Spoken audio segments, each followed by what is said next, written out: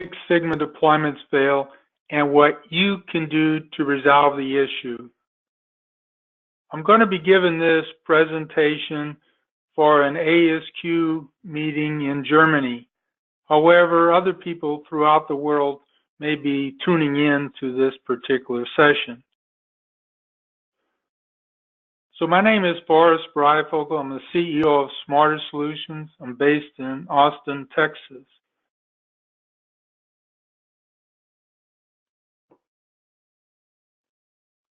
Some general housekeeping.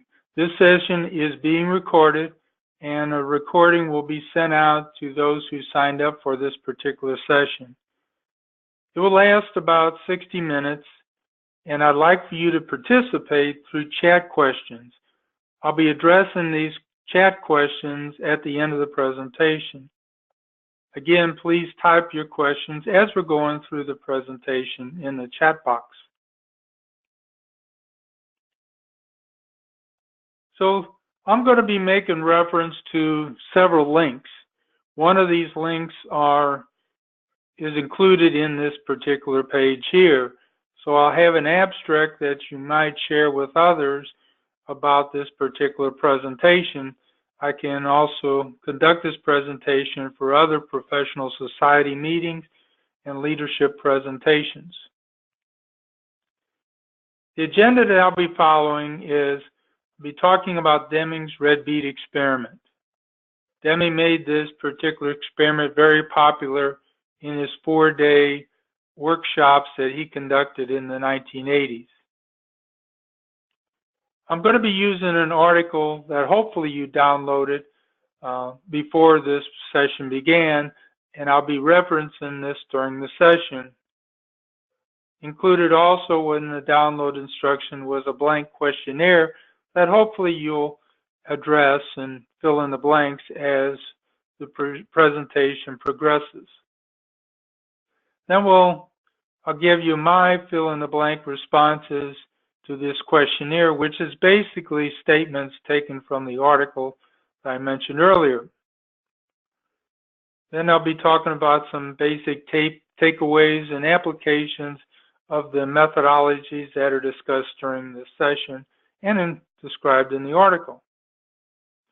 And then, as I mentioned earlier, I'll be giving you several links that you can use to access more information. And for me to send you this information, all you've got to do is send me an email request. So as I mentioned, the session is going to be based upon an article that I wrote in 2017 for Quality Progress. I ask you also for this session to download a fill-in-blank questionnaire, and this is where that questionnaire could be accessed. Now, in Deming's red bead experiment, there were white and red balls that white and red beads that operators were to put a paddle into a container and then draw out white or red beads that filled the holes in the paddle. So what I'm going to do is to emulate the concepts that Deming, or one of the concepts that Deming taught or conveyed in this overall experiment. Now I'm going to have 3 operators, Anthony, Jamie, and Brad, and I'm going to look at data over 2 different days. Now the criteria that Deming established is that operators were to have 3 or less red beads. So again, the operator would put the paddle into the container, and then there would be an inspector counting the number of red beads. So with Anthony, he drew 11 red beads. I believe I explained it to all the operators that they should have 3 red beads or less. Anthony, what is the issue? You need to work harder and have less defects, less red beads. Jamie, she's another operator. My gosh, she's got 13 red beads. That's higher than Anthony. What's the deal, Jamie? We need to have less than 3 red beads. The leadership decided this goal was very important to the business. Brad, he's another operator now. He got 14 beads. Now he's got a larger number of red beads than either Jamie or Anthony. Brad, what is the issue? This is a continuation of employment issue. This is going to be on your performance plan. You've got to get less than 3 red beads. Well, let's move on to day 2.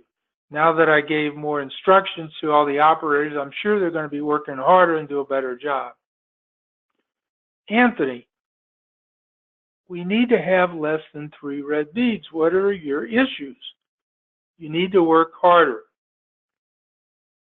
This is not satisfactory.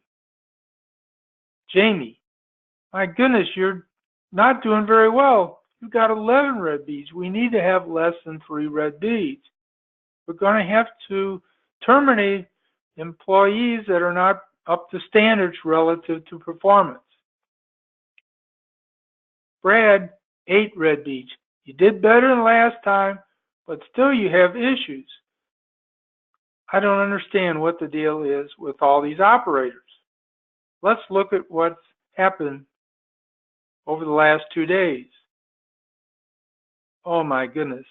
None of the operators performed satisfactory.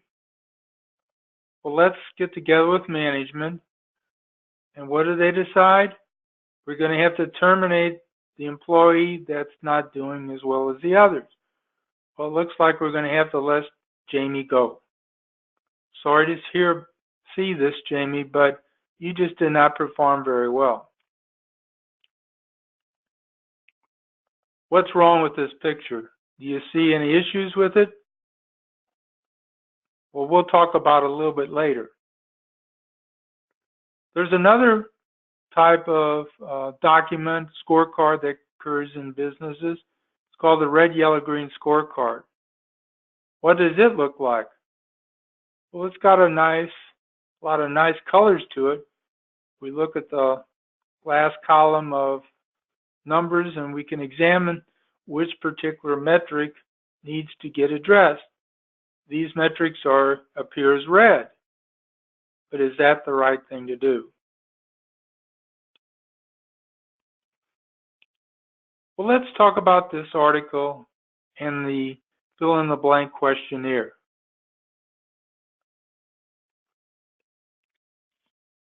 Do you know anybody that's been laid off because when times got tough, they had to downsize their organization and they let their process improvement people go first? What's wrong with this issue? Everyone knows organizations must improve or they will not survive. But people are let go whenever times get tough, especially the people that have been involved in the process improvement efforts. Now, in addition to improvement programs, there have been business management philosophies. Deming, Duran, Crosby, Drucker, and so on, they kind of describe various management philosophies. But if we step back, we'll notice that organizations are not following these particular methodologies. Now, I think there's 2 fundamental issues. One is the commonplace measurement issues described in Deming's red bead experiment is fundamentally no different than the red, yellow, green scorecard method commonly used in organizations. Secondly, management by objectives and goal setting throughout the organization can lead to unhealthy, if not destructive, behaviors. Wells Fargo in the United States created fake accounts really caused very bad issues, created bad behaviors that costed the company a lot of money in the end. Now, if we look at Lean and Six Sigma deployments, these efforts can have the best intentions when they get started. However, with a Six Sigma deployment, you may have tracked financial benefits, noting that you saved $100 million. However, no one could seem to find the money. Now, if we go in and look at lean, it can have some issues too, that we've gone in and done all these Kaizen events, but they didn't positively impact the enterprise as a whole.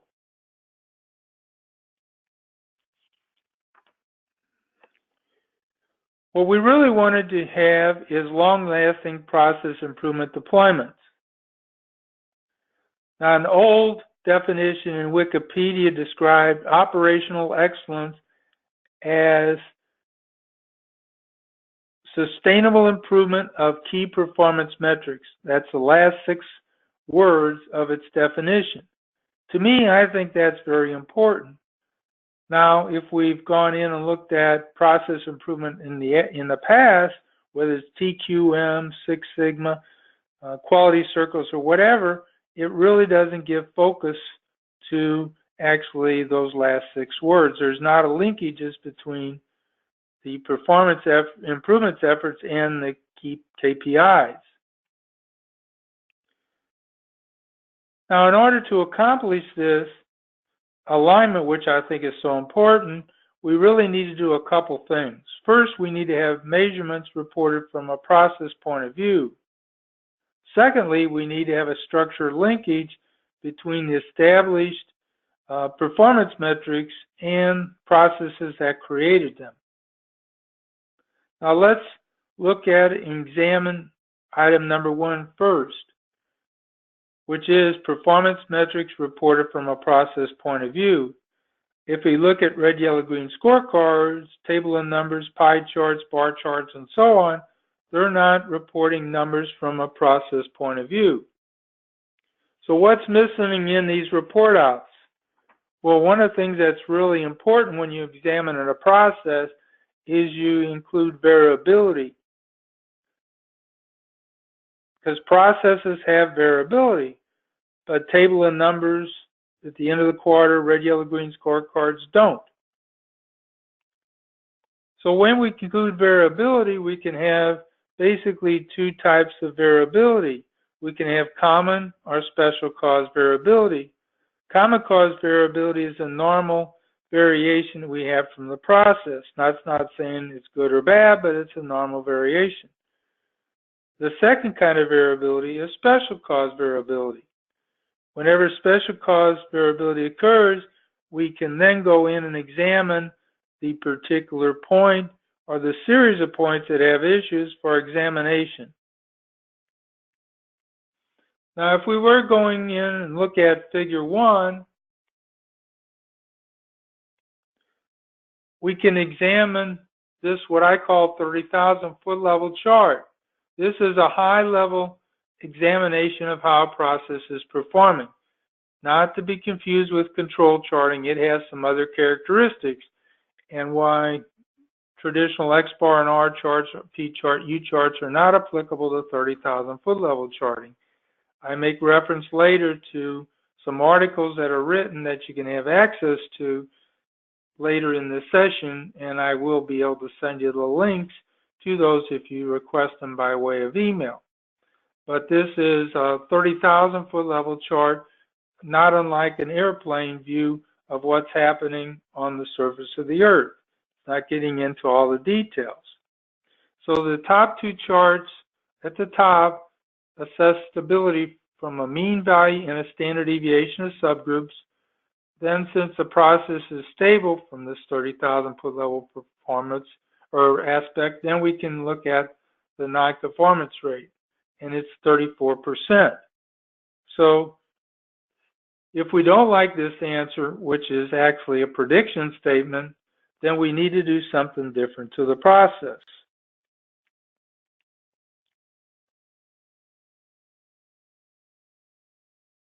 Now, what we want to do in our process improvement efforts is to have a demonstration of what and how much we've improved, if and how much we've improved.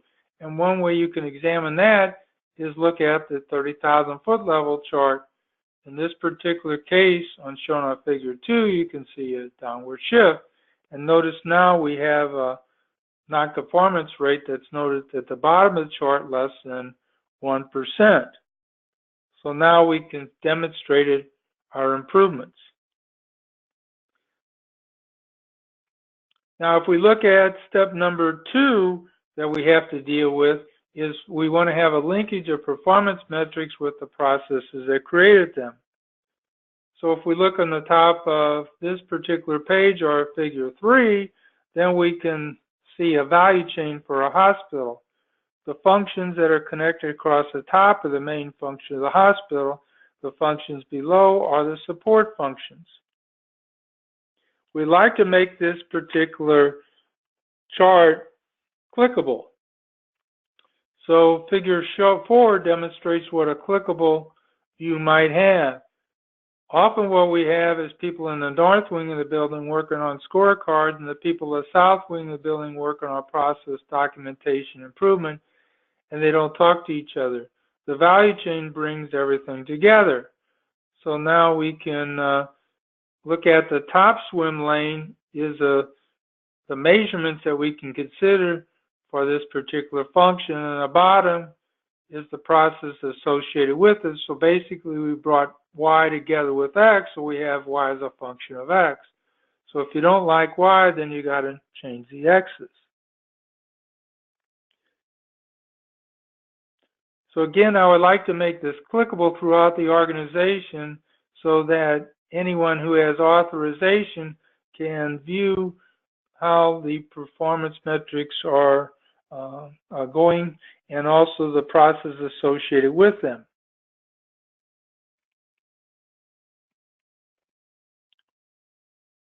Another benefit of this particular form of reporting is you can create transparency, so that now we don't have to do special reports for executives, either monthly or quarterly, that somehow get filtered because people have somewhat of a fear of being truly honest completely relative to what might be happening down in the trenches that's not really very attractive for the organization as a whole. Where now, again, we can have transparency so we don't have those issues, so you don't have to go in and create special reports for the executives. So new improvement projects also can be incorporated with other documentation or readily available process. So now we can have a repository for the processes that we have associated within our enterprise.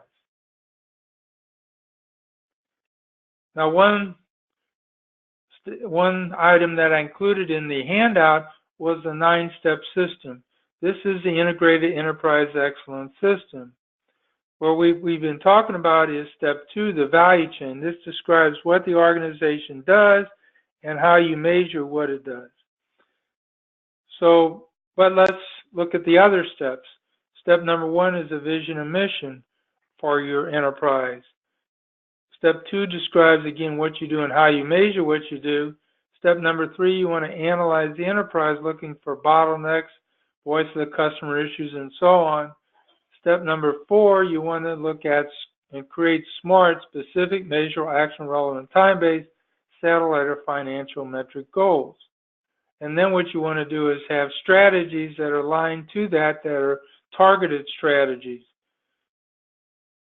And then number 6 is you would like to identify high potential areas that you need to work on to actually improve 30,000 foot level metrics goals whenever you can that are SMART, specific, measurable, actionable, relevant, time-based. And there's an owner of that particular metric asking for that project to get done. So in 7, you've actually conducted a Lean Six Sigma project, or that you've executed a Kaizen event. But if you did a good job, you improved the procedures in step number 2, which improved the 30,000 foot level metrics, which improved the satellite level metrics.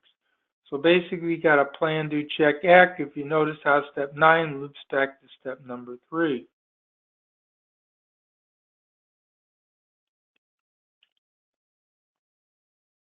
So what we like to have is process owners asking for these strategic metrics to be improved, and that's going to be pulling for the enhancement and execution of projects that are aligned to the business as a whole.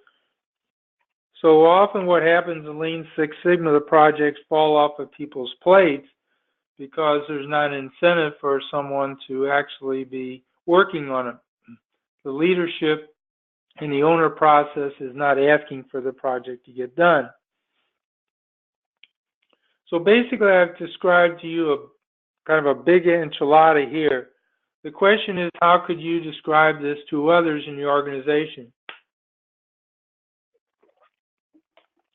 So what I'm suggesting is there's 10 different approaches that you can undertake.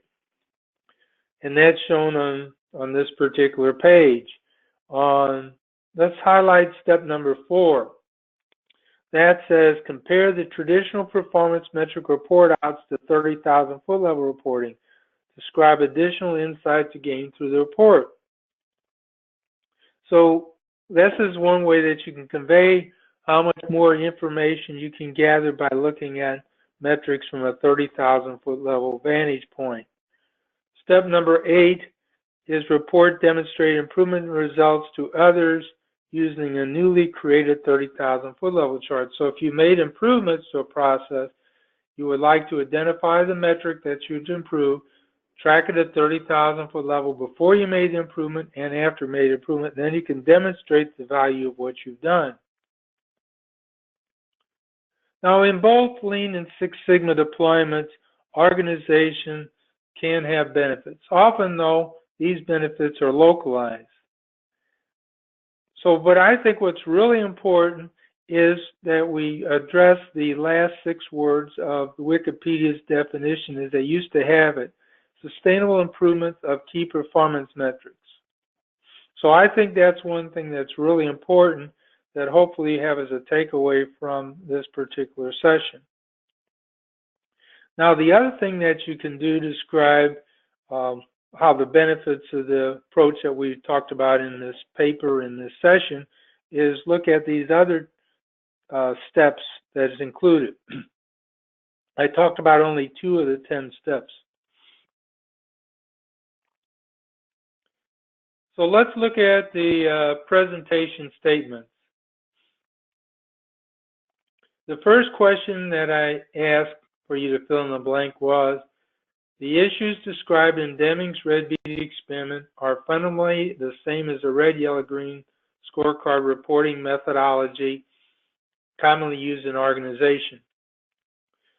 So hopefully this is a takeaway that you had from this session, as these other items are also.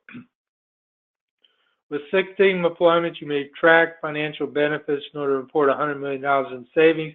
However, no one could seem to find the money. That's an issue. Lean Six Sigma deployment may indicate benefits.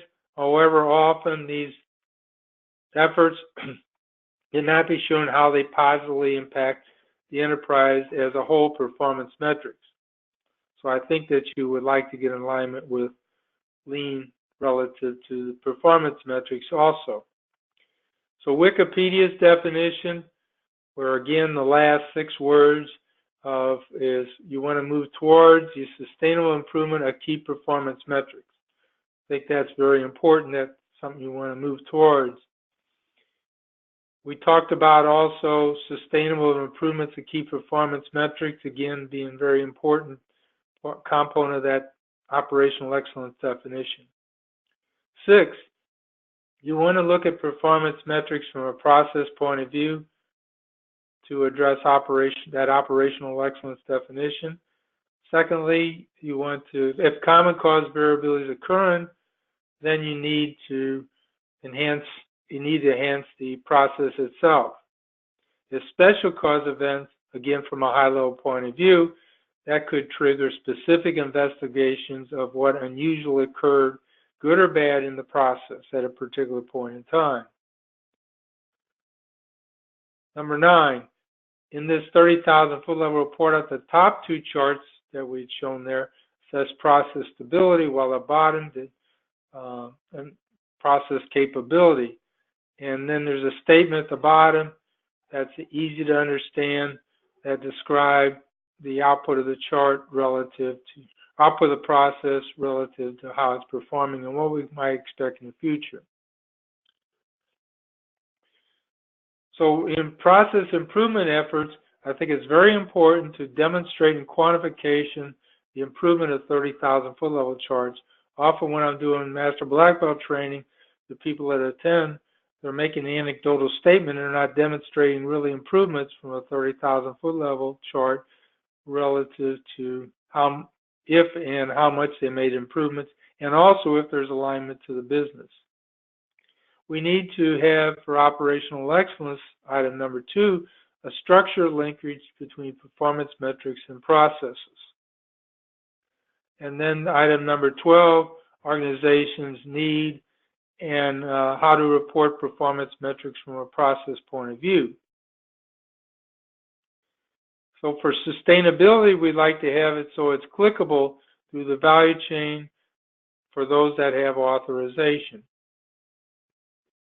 We'd like to have also transparency, and the value chain offers a means for having transparency. And again, you don't have to do special reports for executives that may be filtered. So now we're showing them actually what's happened, good, bad, and ugly. Processes, we'd like to have it clickable, so now we can have it so that our metrics are aligned with the processes that actually created them. 16, we want to focus on the 9-step system, so now we can have big picture benefits from these process improvement activities, and we minimize the siloed activities that are not necessarily really beneficial and that can fall off people's plates. Now, if somebody wants to do housekeeping in through a Kaizen event or 5S in a supply case, that's fine. But the thing is, we really want to give focus for process improvement efforts that's going to help the big picture. We really need to look at and align methodologies, or align our system so that we're actually working on efforts that's going to impact the big picture positively. Process owner, we want to have the metrics and have them assigned to it so they're asking for the project to get completed. Enhancement of the organization process improvement efforts. We want to compare traditional performance metrics to 30,000 foot level. That can help describe the benefits of this to others. You can also, to demonstrate the benefits of this 30,000 foot level reporting by looking at reports that you've done previously and look at how you enhance the metrics and put that in this particular form of report out. And finally, number 20, consider the other steps that I suggested that you might do to convey these methodologies to others. Now, when I conducted this session live, I had 4 different teams, and I asked them to go in and give me their takeaways. So this is the various takeaways that the teams had. We talked about the 9-step system. Team number 1, red, yellow, green scorecard issues. Team number 2 talked about understanding the process. Talked about measurable part of the process. Team number 3, metrics from a process point of view. Team number 3 also talked about issue with red, yellow, green score. Team number 4 talked about connecting high-level metrics, that considered common and special cause variability, and also have metrics-based as opposed to just trying to quantify Lean Six Sigma benefits on the dollars that you saved. So as I promised, I could send you some additional information. Just send me an email to the address noted on the top of the slide. Item number 1 is I got a mini-tab add-in so that you can easily create 30,000 foot level report outs. So there's no charge for this, and I can give you instructions on how you could download it.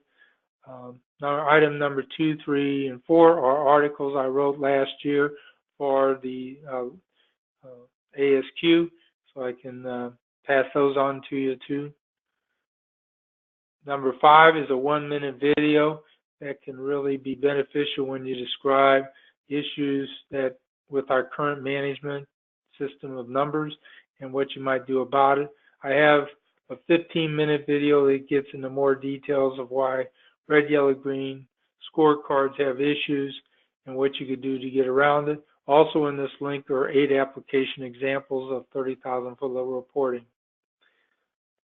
Step number 9 has an article about positive metric poor performance. It basically describes this overall 9-step IEEE system.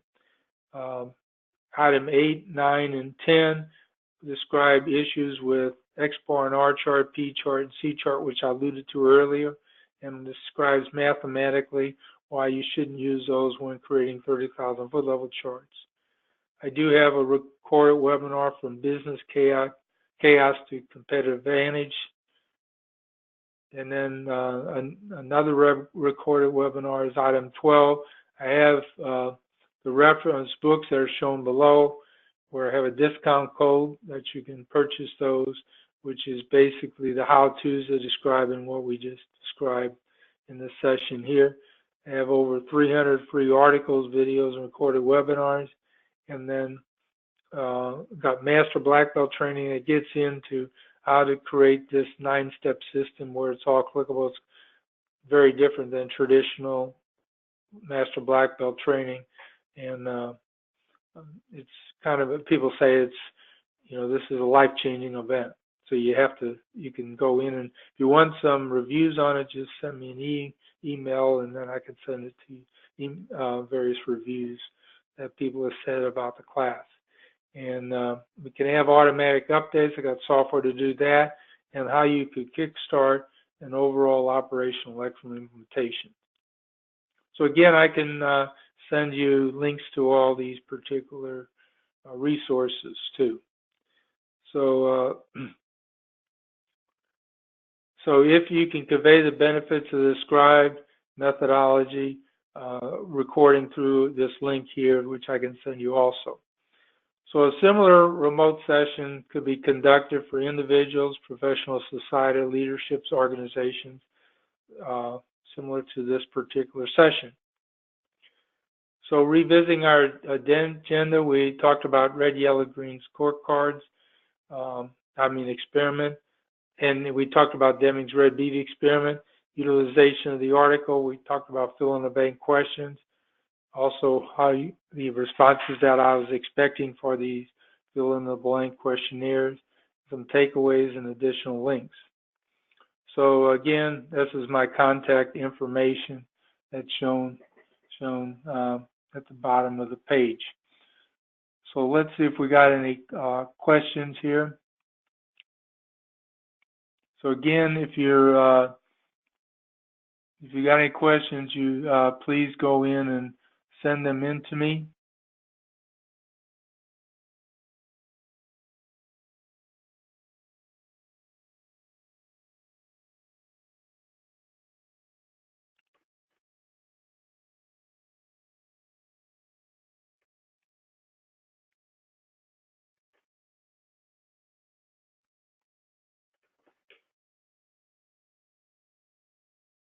Okay,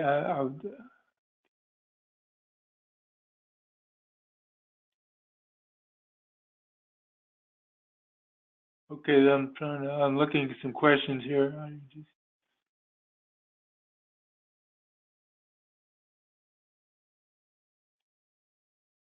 Okay, so got a question. Do you think big data and big science can be integrated to the DMAIC and DOE? Yeah, I think big data and data science can be. What I'm suggesting is a lot of times big data is really the analyze phase of the 9-step system. That's step number 3. So to me, the value chain kind of sits above that, where we're trying to get a metric for the various processes that we have, and we really want to go in and then see how they're performing, and then we can go in and do a better job maybe to improve those processes. Now, how do we do that? Well, we can look at big data to give us more insight to what's really happening. So to me, these are processes that can actually be used to go in and make improvements to the actual metrics that we have. So big data can be helping basically market our particular product and creating sales and so on. Also, he's talked about design of experiments. Yes, I'm big on design of experiments because that can help you figure out what you might do to actually improve a process. Okay, so and so that's when you get into a particular project, that's really very integrated into it. So let's see. So this says I've been applying Six Sigma and Lean in my entire 25 years across India, Eastern Europe, Middle East, now in Canada. I'd like to address two key soft issues related to my deployment. One, math acumen of the audience, employees, and two, protectionism. Like in Canada, we have a percent of manufacturing components that need to go into making a finished product. Well, the thing is, what I'm looking at in the value chain, when I'm looking at, people don't have to have access to Minitab or anything else. What you really need to do is to get them to start thinking about situations as processes and variability. So I typically start with a statement of, do we believe that it would take you the same amount of time if you're communicated by car or another transportation, subway or whatever, when you leave the house to actually arrive at work? Is it going to take you the same amount of time to the second every day? Well, the answer is obviously no. And I said, well, why? Well, I had more delays because of traffic signals and so on. And so let's consider it takes us 25 to 35 minutes. That's the variability of our process. That's common cause variability. But let's say we want to go in and reduce the amount of time, so we establish a goal to reduce it. We'd like to reduce it. So we establish a goal of 32 minutes. So we talk about it, 33 minutes, what happened, we didn't meet our goal. But if you just got common cause variability, you shouldn't do that. You need to go in and do something fundamentally different to the process. So let's say that I went in and I left a half an hour earlier. Now it takes us 18 to 22 minutes. So now we've actually improved the process by leaving earlier. So when you got common cause variability, then you need to improve the process that you have on how you do things. And I think people can typically relate to this type of situation. Now, if it took you 3 hours to communicate one day, then that's a special cause, maybe inclement weather or a major traffic accident. Okay, but you cannot talk about all the ups and down variation. Now, when you create the 30,000 foot level chart, initially with that probability plot, it may seem intimidating, but you to all levels of the organization.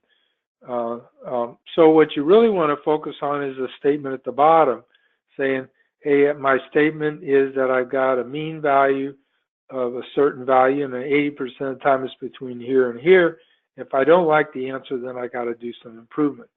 In that case, we talk about in the paper, it was like 34%. So now you focus on that. You say, got 34% of the time I'm not conforming correctly, and it's because of variability in my process. And then you ask what could be causing that variability. So when you start talking about it using that particular verbiage, well, then the thing is, it can be a little bit easier for people to understand and communicate issues that they might be able to have. So that really goes in and improves the understanding. Yes, somebody says, sorry, DMAIC is inside step number 7 of your 9-step roadmap, right? And he says, yes, exactly. So DMAIC, define, measure, analyze, improve, control, is a traditional roadmap that's used for the actual executing of a project. Okay? And but the project has to be defined. Now, the tradition with Lean Six Sigma, people get together, they brainstorm for projects, and they create problem statements, and then we're going to go in and say, well, these are problems we're going to work on. What I'm suggesting, every time you ask, what metric do you want to improve? A lot of times people have difficulty with that, but that's very important. You go in and ask them, and they say, well, how can I show you that I made an improvement if you don't give me a metric? So what I'm suggesting, in addition to a problem statement for a DMAIC roadmap, you come back and look at a metric. And that's when we go back and look at step number.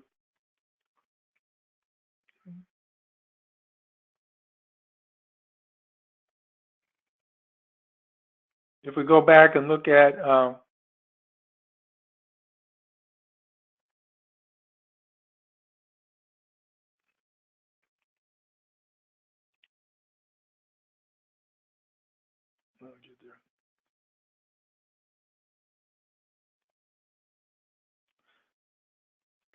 and then that DMAIC roadmap in step number 7 is actually aligned to actually improving that particular metric. And again, if you did a good job, you improved the procedures in step number 2, which improved the 30,000 foot level metric, which improved the satellite level metric for the financials. So that's a very good question. That's an important point on there. So we're suggesting that it's best to go in and actually improve this overall roadmap, we line to the overall business. Let's see, do we have anything else here? I think I covered all the questions. Again, if you got any other questions, please send them to me.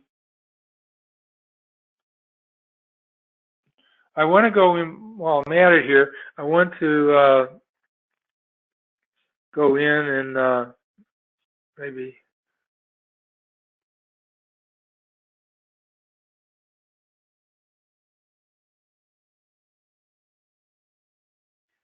Okay, I'm going to go in and get into, I'll show you a couple things on our website here.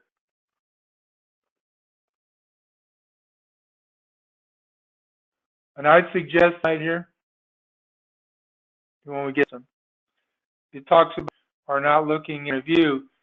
It talks about how you can look at you.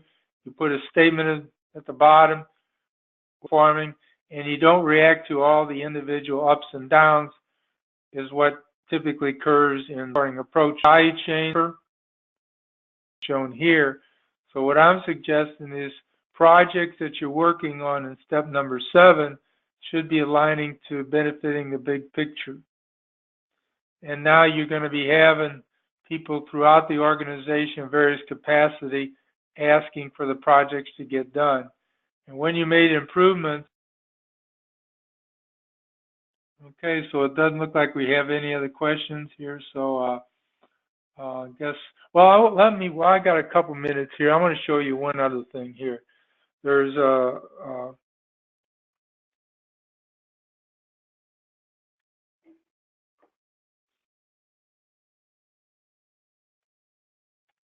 oops.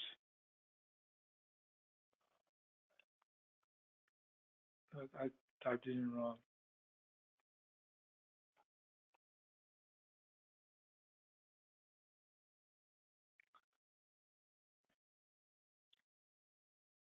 There we go. What you might look at this on your, now I'm not importing in their organization. So if I were, I'm blowing this up here, taking a little bit longer than I'd like it to be, but okay, so now this is the hospital value chain. So I can make this clickable. So now I'm clicking down on what I call a satellite. So this is the median monthly profit margins in 80%. So what we're going to do now is go back and try to understand what happened here. Okay, so I'm going to go back up to the enterprise. If I look at voice of the customer, and this is all clickable, I go to customer section went down, or has spent a lot of time and so on. Chain from the enterprise. And if we were to click on invoice and collect, you can see we got metrics associated with that, but we can also have drill downs to other metrics. Okay. You can also have linkages to PDF documents and other web EIP that I just described previously. So now it gives us insight to where we want to focus our efforts to actually make improvements. So anyway, I thought I would share that with you because that was a previous webinar. So again, I guess this is links to the various articles, and please send me an information. So hopefully you have some good takeaways, and if you got any questions, please let us know. I appreciate it, and you should be receiving a survey at the conclusion of this webinar. So again, thanks for tuning in, and be sure to let other people be aware of the content of this recorded webinar and pass it on to them if there might be an interest there. Thank you.